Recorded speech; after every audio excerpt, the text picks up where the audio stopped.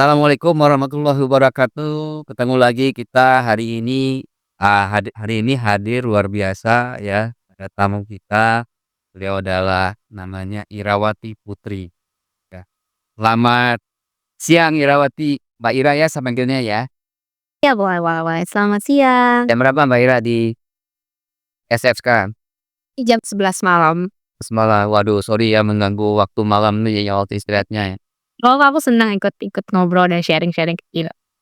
Nah, ini, teman-teman semua, Mbak Ira ini luar biasa karena beliau adalah salah satu sedikit orang Indonesia yang berhasil bisa lolos ke sekolah yang terbaik di dunia, ya Stanford University, ya. Nah, saya coba jelaskan dulu. Stanford University itu adalah perguruan terbaik di dunia, ya di Amerika, ya dengan angka-angka misalnya contoh gitu ya, lahannya luas sekali. Lahannya luas ya, lahannya itu sampai, 3.300 hektar. Kampus terluas, salah satu kampus terluas di Amerika. Yang kedua adalah dekat dengan Silicon Valley ya, Mbak, hanya sekitar 60 kilometer ya. Jadi sering Mbak Ira sering ke Silicon Valley, Mbak? Silicon Valley, betul. Jadi Silicon Valley itu kan sebenarnya, dari daerah Menlo Park, Atherton kan, Pak. Jadi bener-bener emang di Silicon Valley-nya sih sebetulnya Stanford tuh, Jadi gitu. jadi sangat dengan Silicon Valley bisa keliling-keliling lihat ya, lihat Google, lihat lain-lain ya. Jadi Silicon Valley sebenarnya di South Bay namanya. Kalau, kan di sini istilahnya itu Bay Area. Bay Area melen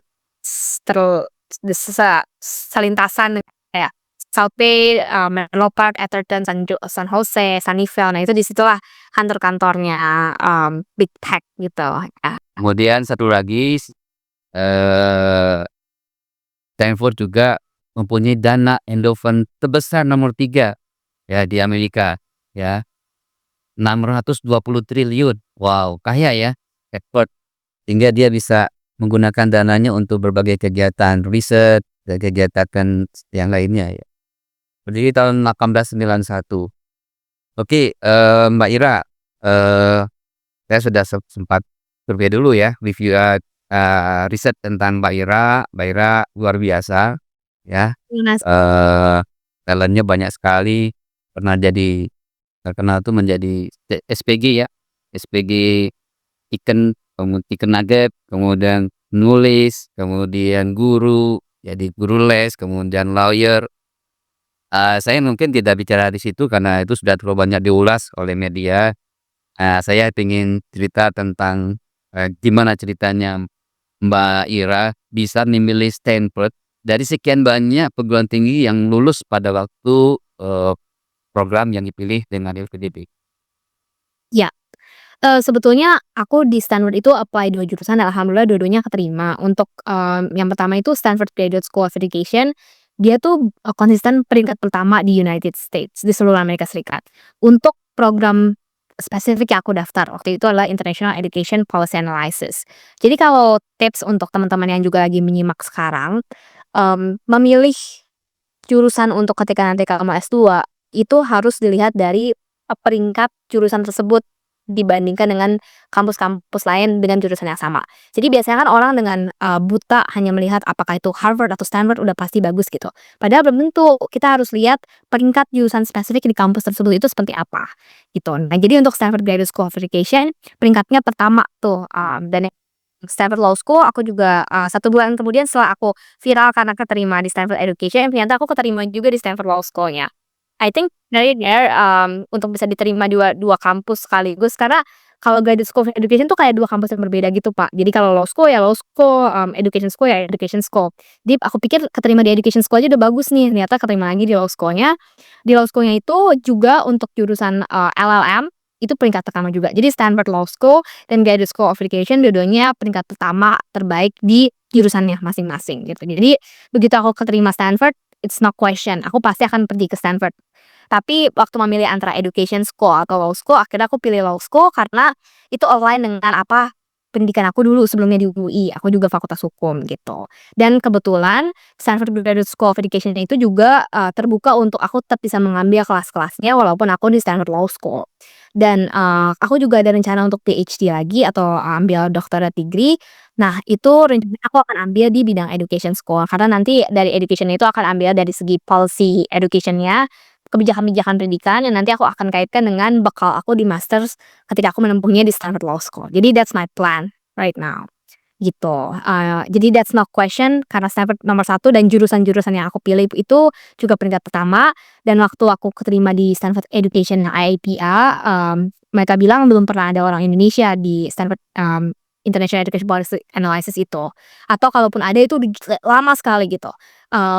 Kalau di Stanford Law School kebetulan saat, tahun aku itu, aku hanya sendirian dari perwakilan dari Indonesia. Jadi aku pikir, aku harus ambil gitu untuk bisa represent, Indonesia. Tapi more than that, setelah aku pikir-pikir sih begitu nyampe di Stanford-nya nggak begitu ngaruh ya, apakah kita adalah satu-satunya orang yang ada dari Indonesia atau satu-satunya orang yang pernah diterima, benar-benar nggak ngaruh, emang harus tetap rendah hati aja karena pada akhirnya kita tuh bukan apa-apa ya dibandingkan sama teman-teman yang begitu briliannya gitu. Jadi kalau kita terus terkungkung pada kebanggaan bahwa, "Aku nih satu-satunya dari Indonesia, aku nih bawa nama Indonesia banget nih, aku paling keren," gitu. Itu akan justru begitu ngelihat orang-orang tuh sangat keren. Justru malah aku ngelihat representasi teman-teman dari China misalnya, itu terbanyak di angkatanku. Dari Cina tuh, lebih dari 10 orang dari Kalau angkatan. India berapa orang? I think almost 10 juga sih. Jadi sekitar 10 tuh India, Cina, Amerika Selatan. Indonesia tuh bener-bener kayak satu tuh, habis itu mungkin dari satu gedung Stanford Law School tuh cuma satu orang, gitu. Bener-bener kayak malahan kita kayak bertanya-tanya, "Kenapa ya aku cuma sendirian?" Gitu, dibandingkan teman-teman yang lain bisa 10-10-nya keterima gitu. Bahkan dari kantor yang sama, aku punya teman-teman dari Jepang, mereka tuh dari kantor yang sama, keterima semua ke Stanford Law School. Ya, mind blowing kan, Pak, berarti sistem yang mereka punya itu menyiapkan mereka untuk bisa diterima di universitas-universitas level ini gitu. And again, maksudnya aku sharing ini adalah, of course it's a very proud moment for us ketika kita terpilih dari satu-satunya dari negara kita. Tapi begitu kita nyampe di sana dan nggak ada teman lagi, itu kita harusnya sadar bahwa there is something wrong with our system that has not prepared us, to be accepted, like supaya orang-orang Indonesia tuh lebih banyak keterima tuh ternyata belum belum sampai ke sana nih kita gitu.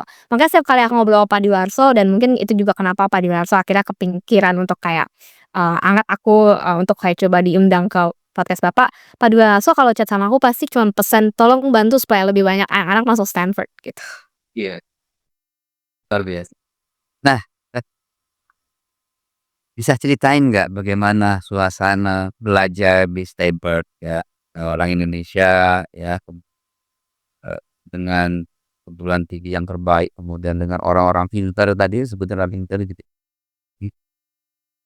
bisa menyesuaikan belajar di sana. Iya, sebetulnya nggak terlalu berbeda kalau menurut aku, dalam artian kita sebenarnya bisa banget ngikutin. It's not like crazy hard gitu loh, Pak. Bukan yang bener-bener susah sampai kita nggak bisa belajar yang, dan kayak ketinggalan, itu nggak mungkin. Tapi cara belajarnya mungkin berbeda. Kalau di, Stanford dan aku percaya mungkin di universitas-universitas lain di Amerika Serikat pun mereka menekankan bahwa kalau masuk ke kelas itu jangan pikiran kita kosong. Jadi kita harus menyiapkan dulu bahan-bahan yang harusnya kita baca, kayak Bapak nyiapin, riset tentang aku sebelum kita ngobrol di podcast gitu ya. Sama dengan, ketika di Stanford, walaupun bahan kuliah kita banyak dan secara simultan harus dipelajari, tapi tetap nggak ada kata malas gitu. Jadi kita harus belajar apa yang akan dibahas di hari kemudian, kayak, hari itu, kita bahas dulu malamnya, terus kerjain, soal-soal yang mungkin dikasih sama profesornya supaya kalau ada pertanyaan atau ada sesuatu yang kita nggak ngerti, tujuan kelasnya adalah membahas apa yang kita nggak ngerti dan nggak ada di buku. Jadi jangan expect bahwa dosennya akan tiba-tiba bahas words per words atau kata per kata apa yang udah ada di buku. Mereka expect kita adalah mature adults yang tahu tanggung jawab kita adalah belajar sebelum kuliah gitu. Jadi benar-benar, mmm, mereka cuman mau bahas apa yang kamu pikir masih belum kamu ngerti dan apa yang, nggak bisa dibahas dengan hanya kamu membaca textbook gitu, dan gimana kamu berdiskusi dengan teman-teman kamu dari perspektif-perspektif, berbeda-beda karena mereka dari negara berbeda-beda. Jadi fun fact, LLM itu selalu dibikin international students-nya hampir 90%. Dalam artian Americans-nya tuh nggak ada kalau LLM gitu. Jadi Tujuannya adalah supaya kita semua bisa berbagi. Dosennya kan Americans kan, dosennya Americans, mereka praktisi-praktisi, lawyer-lawyer atau ahli-ahli hukum Amerika Serikat, mereka kan tanya, "Kalau di negara kalian gimana?" Gitu. Nah, nanti kita akan sumbang sih gimana di negara kita tuh kayak gini case-nya. Contohnya, oh, mmm policy di bidang teknologi untuk, mmm, mengembangkan transformasi digital di Indonesia tuh seperti ini, caranya kita mengelola data pribadi tuh seperti ini di Indonesia, tapi di Peru itu seperti ini, kalau di, for example di Meksiko itu beda lagi gitu. Jadi kayak kita semua harus kasih perspektif sama-sama dari negara kita masing-masing. Tujuannya kenapa LLM dibuat satu orang at least ada satu representasi dari satu negara, itu pasti supaya diverse gitu. Nah, tapi dari Stanford itu satu angkatan untuk Law Science and Technology hanya 18 orang. Oh 18 Dan orang. seluruh dunia yang apply itu yang diterima hanya akan 18 orang.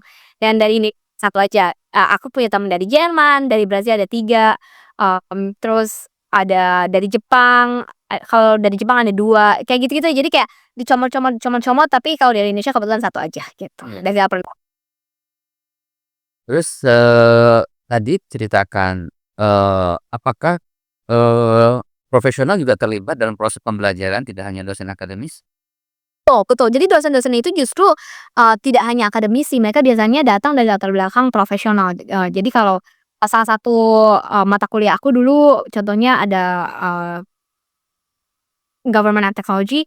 Jadi, dia datengin bener-bener mantan direkturnya Google, kalau nggak salah. Jadi dia pernah kerja di Google lama ya, mantan policy director-nya Google. Jadi dia akan beliau bercerita tentang, gimana sih dulu, case-case yang beliau handle, case-case yang, beliau handle dalam kapasitas beliau ketika beliau menjabat di Google dan ketika beliau menjabat sebagai lawyer. Terus, dosen-dosen corporate, transaction aku misalnya, mereka benar-benar datang dari lawyer yang bekerja di corporate gitu. Jadi bener-bener ada latar belakang profesionalnya, nggak hanya akademisi. Istilahnya mereka harus bisa proven nggak hanya ahli teori aja gitu, tapi bener-bener udah bisa, di bidangnya ngapain, terus mereka bisa jelasin, bedanya aplikasi dengan law school, dengan apa yang diajarkan di law school gitu. Ya, kalau saya baca ternyata memang, Stanford memang bekerja sama ya, karena memang dekat juga lokasinya ya. Biasa Iya, dan memang alumni banyak kan karena, dia banyak ngelulusin orang-orang yang jago banget, jadi akhirnya alumni tersebar di semua big tech kan, jadi gampang banget dan alumni tuh sebenarnya pasti sayang sama Stanford. Jadi, iya, mereka kalau diundang apa pasti mereka mau datang gitu, kadang nggak dibayar apalagi karena mereka semua udah sukses gitu kan, mereka cuma pengen ngajar aja gitu. iya, saya juga mau diundang, kebetulan saya juga alumni Stanford. Ih, udah di Saya juga mau diundang kalau diundang sama, Stanford ya. ya ya ya, at least sebenarnya kalau buat sharing-sharing aja ke mahasiswa-mahasiswa Stanford yang sekarang ada, aku percaya gampang nanti aku bisa coba bantu konekin ke, bidang yang bisa relevan gitu. Di sini ada namanya Center of Asia Pacific, jadi suka ada workshop-workshop yang datang tuh speaker-speakers dari Asia, nggak hanya alumni Stanford sebetulnya, tapi siapa aja kalau Bapak familiar sama Pak Gita Wirjawan of course ya. Saya bolak-balik ya ke Stanford ya. Dan jadi, suka ngobrol, suka webinar gitu-gitu. Sebenarnya sana tuh open banget, email aja terus kayak ngobrol apa yang mau disampaikan gitu-gitu. Iya, iya. Ya, jadi alumninya banyak orang terkenal seperti John F. Kennedy ya, presiden ya. Kemudian, Wapegolov juga kan, Tiger Woods juga alumni dari Stanford ya. Tentu Larry Page sama Sergey ya, dan juga alumni. Kemudian Elon Musk juga sempat ya kuliah di sana ya, walaupun dia tidak lulus ya, tapi juga kuliah di Stanford. Tuh, jadi ini tren yang menarik sih, Pak, banyak banget khususnya aku ngobrol sama banyak banget teman-teman aku, kebanyakan mereka yang dapat diterima di Stanford itu tujuannya adalah bikin koneksi supaya mereka bisa bikin startup, terus tuh mereka nggak peduli kalau drop out di tengah jalan, karena mereka lebih percaya sama ide mereka yang akan dijadikan startup itu. Jadi banyak orang yang akhirnya nggak peduli apakah mereka benar-benar lulus dari Stanford-nya, tapi mereka peduli sama betapa mahalnya network dan bisa ketemu sama orang yang sama pinternya di Stanford, gitu. Ada trennya, aku lupa namanya apa, pokoknya, Stanford tuh terkenal banget kalau kamu masuk, terus, di tahun ketiga kamu keluar tuh drop out rate-nya emang tinggi banget karena orang-orang emang cuek aja ya, nggak apa-apa, nggak ada yang akan tanya kamu lulus dari Stanford atau enggak, tapi banyak yang tanya, "Kamu abis dari Stanford ngapain?" gitu. Jadi it really a trend, mereka benar-benar cabut di tengah-tengah untuk bikin startup karena mereka begitu percaya dengan ide-ide yang mereka pikirkan dan mereka godok ketika mereka di Stanford. Itu banyak kejadian sama anak Stanford Computer Science. Hmm. Mbak Ira kan ngambil agak khusus ya, spesifik ya bidangnya. Tidak hanya hukum tapi integrasi dengan apa ya, Tekno Ya. sains dan cita-cita sedikit. Ya, dari bidang apa yang dipelajarinya gitu ya? Ya maksudnya kan tidak hanya law tapi ada bidangnya law, science, and technology ya. Tas i Ya jadi, salah satu pembahasannya adalah misalnya kalau Bapak tahu teknik IVF gitu ya atau, mmm, kehamilan di luar janin, di luar, ibu, kandungan ibu gitu kan. Kalau sekarang kan ada teknologi-teknologi yang masih dipertanyakan nih apakah secara legal itu boleh atau tidak. Kalau, kehamilan tidak dikandung oleh ibunya tetapi, sama alat nih. Jadi alatnya itu yang dimanipulasi supaya bisa membentuk ekosistem seperti plasenta gitu. Secara ini boleh nggak sih gitu. Jadi pertanyaan-pertanyaan seperti itu yang banyak dipelajari dari segi medisnya. Terus, teknik IVF ketika kita mau memutasi genetiknya supaya didesain, oh matanya coklat, terus rambutnya supaya lurus, didesain supaya cantik, didesain supaya tidak ada kesalahan-kesalahan atau, disorder tertentu, didesain supaya bayinya itu 100% tidak cacat misalnya ya. Atau, gimana caranya menghindari misalnya ibu punya diabetes, tapi gimana caranya bayi ini tidak punya, hal yang sama. Apakah itu sebenarnya boleh gitu? Karena hukumnya nggak kalah belum tentu secepat perkembangan teknologinya, percakapan-percakapan mengenai apakah ini secara etik boleh atau enggak dan apakah secara legal bisa diakomodasi atau enggak. Jadi biasanya tuh seperti itu yang dipelajari, di Law, Science, and Technology dari segi sainsnya. Dari sisi teknologinya kita bahas, banyak mengenai pengaturan-pengaturan mengenai kalau di US tuh namanya First Amendment. Jadi uniquely, kalau bicara tentang teknologi di Amerika Serikat itu pasti ada 2 kaitannya, sama kebebasan berpendapat, ada yang dijamin sama konstitusi amandemen pertama mereka, dan yang kedua adalah, antitrust. Karena platform-platform teknologi itu bisa besar banget dan mereka jadinya powerful kan untuk menguasai kebebasan berpendapat itu sendiri atau menguasai bisnis di bidang, mereka berdiri dan mengalahkan, perusahaan-perusahaan yang belum tentu sebesar mereka. Misalnya Google ini udah giant banget kan. Kalau misalnya nanti ada perusahaan seperti Google, tapi kecil, ya Google-nya udah memonopoli duluan. Jadi, mmm, ide-ide mengenai teknologi itu pasti akan berbenturan dengan itu, kebebasan berpendapat dan gimana caranya mereka menjalankan bisnis. Terus, apakah mereka melanggar, copyright, terus kalau misalnya ada pelanggaran copyright, siapa yang harus bertanggung jawab? Terus kalau misalnya ada konten nih, kontennya itu tidak senonoh di-post sama user A gitu, tapi di-post-nya di platform B, apakah platform B yang harus bertanggung jawab atau user A-nya yang bertanggung jawab? Sejauh apa platform B harus bertanggung jawab dalam mengelola konten-konten yang dikelola secara bebas oleh user A gitu. Misalnya karena kebebasan pendapat saya boleh aja bilang, "Oh pohon itu warnanya hitam," gitu ya, walaupun pohon itu harusnya hijau gitu. Kebohongan yang saya buat dan kemudian dibuat jadi viral karena platform B algoritmanya memungkinkan itu, jadi tanggung jawab siapa tuh? Kalau jadinya, orang-orang jadinya berpikir bahwa pohon itu hitam bukan hijau gitu. Apakah itu salah platform B-nya atau si user-nya? Tapi kan user dijamin kebebasan berpendapatnya gitu-gitu.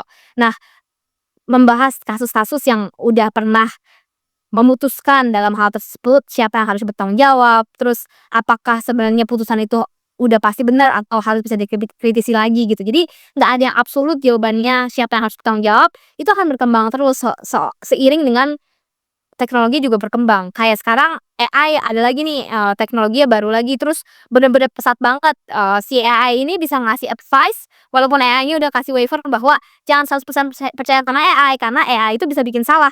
Tapi nggak bisa dipungkiri orang akan 100% bisa mendekati 100% rely-nya sama AI, karena AI cepet, terstruktur, terus, murah gitu ya quote and quote. Tapi sejauh mana si platform AI ini bisa bertanggung jawab? Karena kan dia udah bilang bahwa, "Saya nggak mau bertanggung jawab kalau kamu bikin salah." Tapi di sisi lain, mereka tahu loh bahwa manusia tuh pasti jadinya akan lebih bergantung sama teknologi yang mereka, tawarkan gitu kan. Jadi, jadi yang dipelajarin tidak semata-mata hukum, tapi juga belajar tentang sains dan teknologi Nggak ya? Itu lebih gimana hukum itu tidak boleh jadi serigit itu atau menghalangi inovasi gitu. Hukum tidak boleh menghalangi inovasi yang akan berkembang, tapi juga tidak boleh terlalu lemas gitu ya, kayak, oh, ya udah jalan aja teknologinya tanpa kita bicara tentang etikanya seperti apa. Jadi justru bahkan bukan hukum-hukumnya banget nih, sebelum bicara hukum kita akan bahas dulu etika atau harapan masyarakat terhadap perkembangan teknologi itu sebenarnya seperti apa. Dari sisi masyarakat misalnya, mereka melihat dari si kandungan di luar ibu, menurut masyarakat itu nggak wajar tuh, nggak normal, ngapain kok ibu kan jadinya nggak ada koneksi emosional dengan janin gitu. Jadi secara etik misalnya masyarakat tidak menerima, gimana dong hukumnya harus mengakomodasi? Karena hukum kan suara dari masyarakat kan, yang dikristalisasi dari nilai-nilai di masyarakat. Nah, kalau masyarakatnya berpendapat bahwa tidak sesuai, apakah hukumnya harus sama-sama mengikuti masyarakat atau mengikuti logika yang seharusnya hidup gitu ya. Kira Jadi nah, Mbak Ira kan udah lulus ya? Wak udah lulus kan ya? Udah lulus dari Stanford ya? Apa kegiatan sekarang? sekarang aku kerja, terus sama yang tadi aku bilang aku mulai coba-coba menjajaki, sosial media consulting. Terus, aku sambil suka ngelakuin fotografi gitu sih, Pak, bantu-bantu, pasanganku juga di sini. Terus, kita suka motret gitu ya, karena itu jadi side hustle yang lumayan juga. Iya iya iya. Nah, konsultannya di bidang apa sekarang di US? Sosial Sosial media. Oh, media. Jadi ada ya. keren dong ya? Ya, alhamdulillah. Jadi, di bidang teknologi kayak startup-startup yang berkembang dan mereka lagi mau marketing dari sisi digital, di situ kita bantu untuk bisa, membantu mereka terkoneksi dengan market yang sesuai melalui platform Instagram, TikTok gitu misalnya.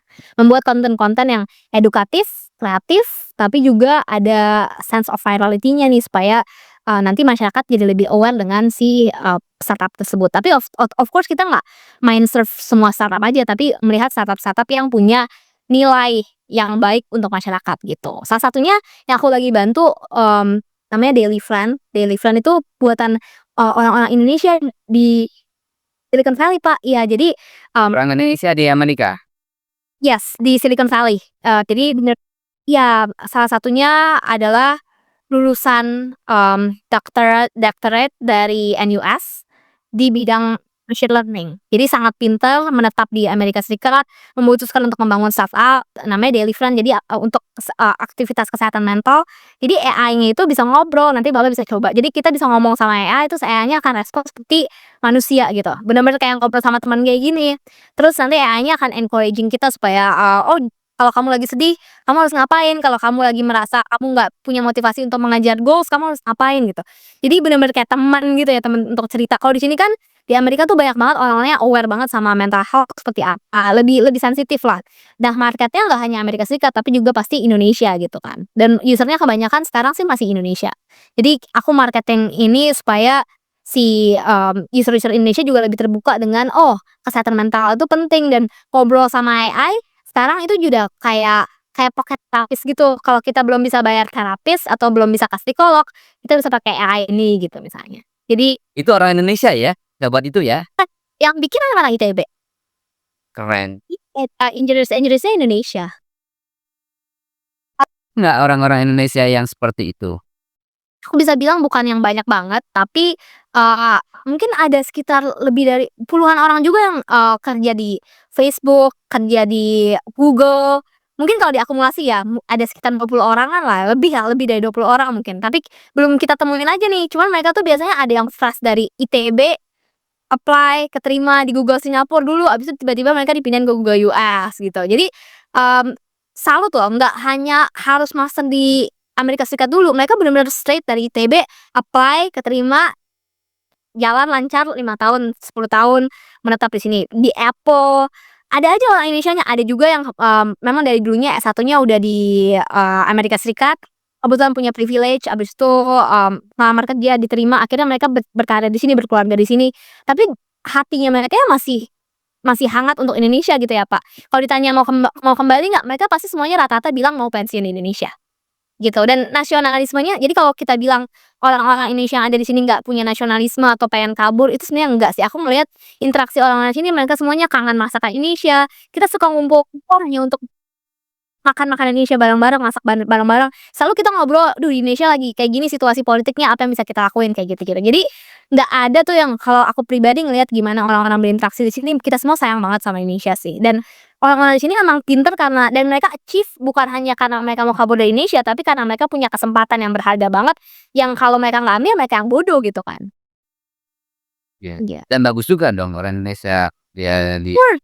Kayak ya, kalau dibandingin sama India di sini, Pak, aduh orang India banyak banget di big tech, mungkin Bapak juga udah paham. Kayak kalau buka kantor Google mungkin 60% orang India tuh ya, banyak banget, pinter-pinter dan mereka kan jangankan orang India tuh susah banget sebenarnya untuk, stay di US karena, mereka udah banyak banget masyarakat Indianya kan di Amerika Serikat dan sekarang udah di-limit tuh. Jadi istilahnya kalau dia mau jadi permanent residence tuh katanya antriannya bisa sampai 100 tahun. Kalau Indonesia kan enggak, Indonesia belum masuk ke dalam radar imigran yang sebanyak itu pindah dari Indonesia ke Amerika Serikat kan. Banyak yang ilegal, tapi untuk yang, di ranah profesi itu menurut aku masih sangat sedikit dan kesempatan untuk bisa dapat diversity visa atau jalan-jalan yang lain tuh masih banyak banget terbuka untuk orang Indonesia, tapi tetap belum banyak orang Indonesia yang ada. Yang ada di sini tuh biasanya sangat deserve karena mereka udah pinter banget dan bisa sampai diterima di Google, di kantor-kantor besar kayak gitu ya. Itu bener-bener gak gampang. Tapi itu berarti orang-orang Indonesia yang ada di sini ya sama pinternya dengan, orang-orang yang lain loh ya, bener-bener pinter dan aku ketemu yang misalnya sekarang lagi berkarirnya di Google Search, bener-bener pinter banget kan di core-nya Google tuh, Google kan key engine gitu kan, search engine. Nah, dia tuh di bagian search engine-nya itu, optimization untuk AI-nya lah dan lain sebagainya, jadi pinter-pinter. enggak ada sudah ada perkumpulan, orang di Indonesia yang di Ada Indonesian Gentoli ada ya? Indonesian Palo Alto, terus, mungkin kita belum berhasil merangkul semua ya, karena kadang-kadang ada yang udah punya keluarga terus jarang main, atau ada yang udah nggak bisa berbahasa Indonesia juga gitu ya, ada yang lupa atau ada yang lebih suka sendiri. Tapi kebanyakan yang ngumpul pasti kita selalu kayak, "Ayo kita masukin ke grup," gitu-gitu. Jadi ada komunitasnya. Walaupun komunitasnya belum terstruktur ya, Pak, maksudnya belum yang ada program tetap yang kita harus lakuin setiap kali karena kesibukan orang kan sangat beda-beda di sini. Di situ tuh ada yang bener-bener kayak laid back banget, kayak santai, tapi ada juga, kerjanya coy banget gitu kan, jadi susah nyamain waktunya. Tapi kalau misalnya ada lebaran gitu, momen-momennya lebaran, buka puasa bersama, dilihat, Biasanya. oh ini rame pada datang, dari mahasiswa sampai profesional yang bekerja di sini. Iya. Nah, Mbak Ira, sekarang udah bekerja, kemudian, eee, ada rencana apa ke depannya setelah bekerja? Apakah ada rencana untuk membuat bisnis kah atau gimana? Itu, jadi sampai sekarang pun aku masih, kasih layanan hukum gratis untuk, masyarakat Indonesia. Contohnya mereka yang, kemarin tuh kan sekarang sampai sekarang lagi banyak kisruh politik di Indonesia dan banyak yang melakukan demonstrasi. Jadi aku, melakukan servis pro bono atau layanan pro bono untuk mereka yang ditahan secara semena-mena misalnya sama aparat ketika mereka melakukan demonstrasi dan tidak tahu harus, mencari asistensi hukum kemana, itu satu. Ke depannya kalau nanti aku sudah bisa kembali selesai dengan karena di sini kan aku masih di early stage startup yang lagi aku kembangin. Kalau nanti udah lebih stabil rencananya aku pengen kembali ke Indonesia untuk bisa kembangin market startup ini di Indonesia, walaupun orang selalu bilang kalau jualan di Indonesia startup sekarang udah susah karena ekonomi lemah, tapi aku masih percaya sih, maksudnya kayak selama inovasi kita segar dan baru dan benar-benar menyelesaikan satu masalah yang belum banyak dibahas orang, harusnya masih punya kesempatan untuk itu. Dan di luar dari itu pun aku emang selalu pengen keluarga aku kan di Indonesia ya, Pak, maksudnya aku tulang punggung keluarga dan keluargaku di Indonesia, aku selalu pengen untuk kembali dan, bikin bisnis yang bisa berkembang luas, bukan hanya di Amerika Serikat, tapi udah proven di Amerika Serikat dulu, kemudian dibawa ke Indonesia. Aku pikir mindset-nya seperti itu, dan pengen advising government untuk bisa lebih melakukan digitalisasi teknologi. Jadi sebelum, aku ke Stanford, aku kerja di GovTech di bawahnya Nadiem Makarim untuk melakukan digitalisasi di bidang pendidikan kita, tapi banyak kritik-kritik yang aku pengen sampaikan nih terhadap program tersebut misalnya, karena menurut aku kurang grassroots, kurang menyentuh gimana kebijakan pendidikan harusnya bisa merangkul, lebih banyak guru-guru di lapangan dulu sebelum kita berbenah di segi teknologinya gitu ya. Maksudnya gurunya harus disiapin dulu atau kebijakannya harus disiapkan dulu supaya siap diterima oleh guru-guru yang ada di pedalaman, sebelum kita bicara terlalu high level dan dengan bahasa-bahasa yang tinggi gitu ya. Menurut aku, hal yang itu selalu penting untuk Indonesia melakukan digitalisasi di bidang pemerintahannya, tapi menyiapkan digitalisasi itu kan nggak gampang dan butuh konsultan. Jadi aku pikir aku akan bikin konsultan di bidang kebijakan yang mengurus, kebijakan-kebijakan yang mengarahnya ke, inovasi teknologi. Jadi ke depannya kementerian kita nih misalnya sistem yang dibangun itu harus lebih rapi dari segi teknologinya, tapi di luar dari itu budaya pekerja yang ada di dalam kementerian tersebut harus direformasi dulu, gimana caranya mereka tidak quote and quote menolak untuk beradaptasi terhadap perubahan teknologi atau tidak melihat ini sebagai sesuatu yang, di luar skop pekerjaan mereka atau mereka malas mengerjakannya karena itu adalah suatu perubahan gitu atau kayak, oh karena pemimpin mereka nggak suka jadi mereka nggak mau adaptasi. Itu kan kultur-kultur yang harus kita eliminasi dulu sebelum kita mau implementasi yang namanya digitalisasi gitu kan. Digitalisasi kalau kita ngomong jargon gampangnya mah kita bisa bilang, pokoknya pemerintah harus implementasi semuanya pakai AI atau sistem baru. Tapi kan gimana cara supaya sistem baru atau AI itu efektif, kita harus benahin dulu dari sumber daya manusianya gitu kan. That's my big plans. Sekarang, jasa yang diberikan oleh Mbak Ira ini, juga boleh orang Indonesia yang di Indonesia ya, bukan hanya Amerika ya? Iya iya iya, betul betul. Aku untuk orang-orang yang ada di Indonesia pastinya itu kayak sekarang si aplikasi yang Deliveroo itu bener-bener dipakai di region Indonesia. Banyak banget, followersku di Instagram cerita gimana mereka udah pakai itu dan itu sangat membantu mereka karena mereka nggak punya uang misalnya untuk pergi ke terapis, tapi mereka bisa ngobrol sama AI-nya. Kalau di sini banyak hal-hal yang menurut aku udah biasa aja, kayak misalnya mobil yang nggak ada pengemudinya tuh, Pak, namanya Waymo, Bapak bisa cek. Itu udah aman banget aku lihat di mana-mana seliweran, tapi buat orang-orang Indonesia itu kan kayak, wah banget ada mobil yang bisa ada pengemudinya gitu kan. Sama aja kayak di aplikasinya Deliveroo ini buat aku kayak udah aplikasi Deliveroo ini mungkin bukan yang nomor 1 atau yang paling baru yang ada di Amerika Serikat, tapi kalau aku bawa ke Indonesia, mereka kayak, "Wow, kok kita bisa ngomong sama AI sih sekarang?" Terus kayak, "AI-nya kok pinter banget, AI-nya kok, baik gitu ya, bisa ngobrol dengan emosional." Nah itu tuh memperlihatkan bahwa gap yang ada tuh masih gede banget dan itu adalah opportunity sih, gitu kan. Kayak bukan semata-mata untuk komersil ya, tapi gimana cara kita mengisi itu untuk mendidik, mmm, masyarakat kita bahwa perkembangan tuh udah sampai di sini loh, kamu harus cobain gitu. Iya iya. Wah, luar biasa ya. Nah, eee, bisa ceritakan juga nggak, kira-kira, saya kan banyak sekali nih karena konteksnya LPDP, banyak yang mau submit LPDP ya. Kemudian, ada tips nggak gimana caranya bisa lolos LPDP atau lolos sebenarnya kan lolos perguruan tingginya dulu ya, LPDP bisa belakangan ya, Oh. setelah dapat OLAY ya. Nah, Kalau aku dulu LPDP-nya dulu. LPDP dulu ya, oke atau nah, sekolahnya atau LPDP-nya kira-kira untuk, anak-anak yang mau mengambil S2 atau S3 ada tips nggak gimana caranya bisa lolos ya? Baik LPDP maupun, sekolahnya? Ya, kalau dulu aku strateginya adalah aku ambil LPDP-nya dulu karena, secara praktis aku pengen menjamin bahwa nanti kalau aku keterima kampusnya, aku udah pasti bisa berangkat, nggak akan terhalang sama biaya. Ya. Juga karena aku background-nya adalah latar belakangku adalah tulang punggung keluarga, jadi, udah nggak mungkin nih aku pakai uang sendiri tuh nggak mungkin gitu kan. Nah, aku perlu biayain keluarga aku untuk beli rumah dan sebagainya dan sebagainya. Jadi, aku pastikan aku harus, coba LPDP. Strateginya itu tuh sebenarnya bekerja banget dengan baik kalau kamu bisa dapat beasiswa dulu, terus kamu apply kampus dan bilang bahwa, "Pemerintah saya tuh sudah mempercayakan saya untuk berangkat ke kampus kalian, walaupun saat itu saya belum diterima," gitu. Berarti, ada sisi sisi baik di mana pemerintah itu percaya bahwa saya bisa nih gitu.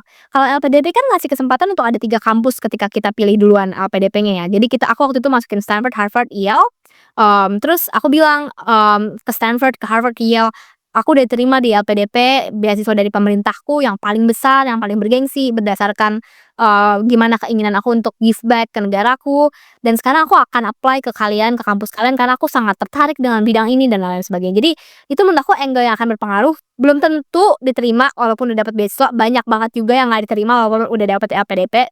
Tapi kayaknya akan melengkapi aja kalau kita udah bisa bilang, satu, saya udah dapat beasiswanya, saya udah punya funding-nya. Kedua, saya punya alasan yang jelas kenapa saya mau sekolah di tempat kamu, bukan hanya kamu karena kamu Stanford, tapi karena saya pengen belajar dengan profesor A, saya pengen belajar dari mata kuliah B, saya pengen belajar dari lingkungan C, terus, saya punya rencana untuk melakukan apa setelah Stanford. Terus yang paling penting adalah personal statement itu dibagi jadi 3. Dulunya kamu seperti apa, sekarang kamu lagi ngapain, dan belajar dari apa sih yang kamu lakukan di masa lalu, bikin kamu belajar saat ini kamu jadinya lagi ngapain, terus di masa depan setelah dapat degree dari Stanford atau dari kampus apapun itu, kamu mau ngapain. Tuh, jadi selalu ada past, present, sama future, dan harus connect tuh semuanya. Di masa lalu kamu pernah bikin salah apa, atau kamu belajar dari apa, kamu menemukan permasalahan apa, di masa sekarang yang kamu kerjain on the way ke goal kamu tuh apa. Terus kenapa itu nggak cukup. Jadi, angle-nya daftar sekolah sama daftar kerja tuh beda banget, Pak. Kalau daftar kerja kita selalu mau bilang bahwa saya paling pinter, saya paling hebat, saya paling bisa bekerja sama. Tapi kalau daftar sekolah angle-nya adalah saya tuh belum tahu A, saya belum ngerti B, di Indonesia nggak ada C gitu. Jadi mau nggak mau saya harus apply sekolah, dan apply sekolahnya tuh maunya di Stanford. Kenapa? Karena kamu yang paling bagus untuk ini. Dan saya percaya saya bisa ngikutin pelajarannya, saya percaya pengalaman saya bisa membantu orang lain juga gitu. Jadi angle-nya lebih kayak gitu. Terus yang terakhir dari segi masa depannya, kamu mau ngapain sih dengan degree kamu? Dan fun fact, personal statement itu benar-benar jadi pegangan kita ketika kita kuliah. Karena di masa perkuliahan itu kan banyak banget yang bisa dicoba, banyak banget yang bisa dilakuin, banyak banget free time-nya sebetulnya. Kalau kita nggak tahu apa yang mau kita lakuin di kampus, itu akan benar-benar pusing begitu nyampe kayak, "Aduh, aku harus ngapain ya?" Mulai dari ya pusing, akhirnya tidur siang terus gitu. Jadi masih banyak ya, banyak return ya, walaupun di Banyak, sekolah. Pak, banyak banyak, kita tuh mulai sekolah kayak dan bisa diatur sendiri kan. Aku inget banget, aku Jumat, Sabtu, Minggu tuh libur kan. Sabtu Minggu ya karena weekend, tapi Jumat tuh nggak ada kelas. Biasanya tuh kebanyakan, fakultas tuh nggak punya kelas di hari Jumat, gitu. Jadi basically free. Terus di semester terakhir itu hari Senin juga libur. Jadi kayak Jumat, Sabtu, Minggu, Senin tuh libur. Oke. Hari sih Apa ngisi acaranya pas free time biasanya? Kegiatannya apa? Pas free time kegiatan Gelapan Daerah. kalau sekarang, aku biasanya Itu waktu masih kuliah? oh iya. Ya. Banyak sih aku volunteer. Jadi kayak, aku suka bikin ada kayak soup kitchen gitu untuk donasi. Terus, aku bantu masak, terus habis itu donasi di soup kitchen. Terus, mmm, tergantung ya kalau misalnya aku sempat ikut maraton juga, jadi aku latihan half marathon gitu, bukan yang maraton penuh sih, tapi half marathon. Terus, biasanya kalau stand-up tuh banyak kumpul-kumpulnya, jadi kayak networking sama anak-anak internasional juga, sama teman-teman kelasku juga. Kita banyak kegiatan kayak, kalau di Stanford ada namanya Stanford Law School Socials, jadi suka hangout sama sesama fakultas, terus belajar juga, belajar untuk persiapan hari Senin ya, atau kayak belajar buat bar exam gitu-gitu. Jadi selalu nggak pernah nggak ada kegiatan. Kadang-kadang hiking, dekat-dekat Stanford tuh banyak banget. California tuh cantik banget, mungkin Bapak juga udah pernah. Jadi California tuh banyak aja tempat yang bisa dijalanin kan gitu. Jadi, hiking, terus jalan-jalan ke sekitar tempat-tempat yang cakep yang orang-orang kira, di Indonesia nggak ada, padahal sebenarnya ada juga sih, cuman karena di sini mungkin menang udaranya ya, gitu. Sebenarnya Indonesia mah nggak kalah cakep lah untuk wisatanya mah. Terus, balik lagi tadi, ya sudah sukses di Stanford, udah lulus, kemudian sudah kerja, ya, kemudian rencana akan kembali ke Indonesia, ya, mungkin akan mendirikan perusahaan gitu ya.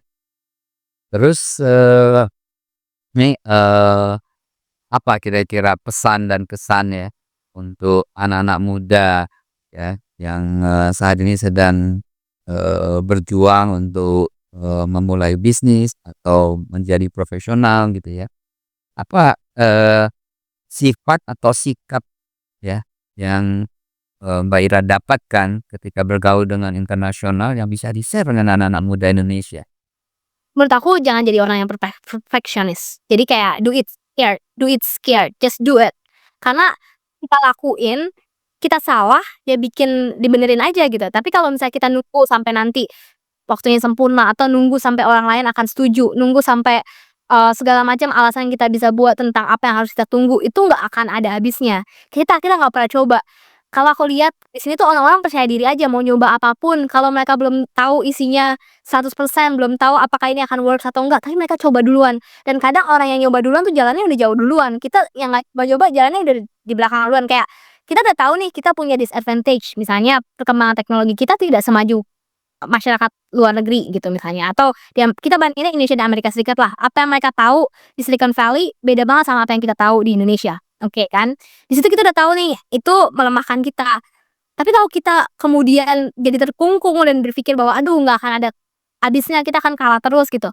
Jadinya kita nggak berkembang, padahal sebenarnya kemampuan kita kalau aku boleh bilang pekerjaan aku di Amerika sama pekerjaan aku di Indonesia, pekerjaan aku di Indonesia lebih susah. Iya iya. Ya, kayak level aku di sini tuh mungkin aku kerjain pas aku masih intern di Indonesia gitu. Jadi kalau kita pikir bahwa kenapa kita mesti malu ya atau kenapa kita jadi kayak nggak percaya diri. Jadi mentality kita tuh kayak mentality negara berkembang yang kayak, "Aduh aku tuh dari negara berkembang, Indonesia tuh nggak ada yang tahu siapa." No, kita harus bisa bilang bahwa aku datang dari Indonesia, ya aku pelajari Indonesia, mirip sama kalian, yang aku tahu logika yang aku pakai di Indonesia berlaku juga di sini. Bedanya konteksnya, tapi konteksnya bisa aku pelajari gitu kan.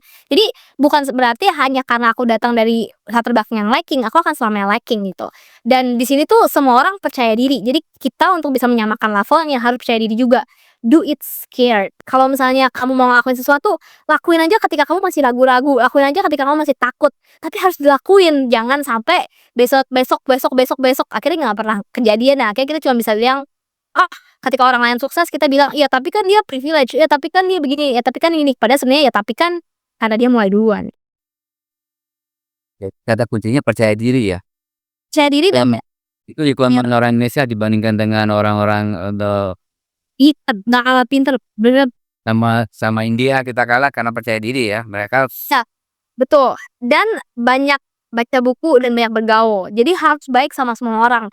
Jangan maksudnya baik yang pinter ya, bukan berarti baik terus dimanfaatin orang, tapi kayak baik dan ramah sama semua orang karena di sini tuh network bener-bener bekerja banget. Jadi waktu itu aku pernah yang sama Midi Health itu tuh aku kerja sama CEO-nya untuk kayak nggak lama, paling 1 bulan, terus habis itu dia impress, terus dia tetap ngerekomendasiin ke orang-orang selanjutnya, akhirnya kasih aku banyak kesempatan-kesempatan lain. Padahal aku nggak kenal. Jadi kayak aku sampai bisa kenal, salah satu mantan direkturnya Google dari koneksi itu tuh. Walaupun aku tuh sama dia tuh cuman kerja sekilebatan, tapi kan impresi yang dia punya bikin dia kayak, "Oh, ada nih satu anak kecil ini," terus kayak, "Oh, anak kecil ini berhasil nih bikin beginian." Terus dia akan rekomendasi dengan senang hati dan di sini orang-orang benar-benar percaya sama rekomendasi. Mereka ada setumpuk CV yang nyampe di meja mereka, mungkin mereka akan baca, tapi kalau ada satu pesan SMS dari temennya dia akan kayak, "Oke, sih," gitu kan. Jadi networking sama siapapun jangan anggap remeh, setia sama hal-hal kecil sebelum dipercayakan sama hal-hal besar. Kadang mentalitas kita adalah, "Dulu kan aku di Indonesia udah manajer, ngapain aku di sini kerja dari awal lagi?" Nah, tapi yang kayak gitu racun banget, gak bisa. Kamu juga kerja di negara orang, Pak, kerja di negara maupun kita sepintar apapun di Indonesianya, mau mulai dari awal lagi, kalau diminta mulai dari awal lagi ya mau gimana gitu kan. Dan harus dijalani sebagai sesuatu yang kayak, oh ini pelajaran untuk kita jadi rendah hati aja, bukan berarti kita bodoh atau bukan berarti karena ini kita ketinggalan ya, enggak, timeline hidup orang kan beda-beda juga. luar biasa, Mbak Ira. Udah hampir 1 jam kita ngobrol-ngobrol. Ya, ini nanti, jangan anu ya, kalau nanti saat kita minta lagi untuk ngobrol lagi ya, karena apa yang disampaikan tadi dating semua. Kami sih sih anak-anak muda ya, mahasiswa, ya yang mau sekolah ke luar negeri, dan teman-teman pengusaha yang ingin, hijrah mungkin ke US gitu ya.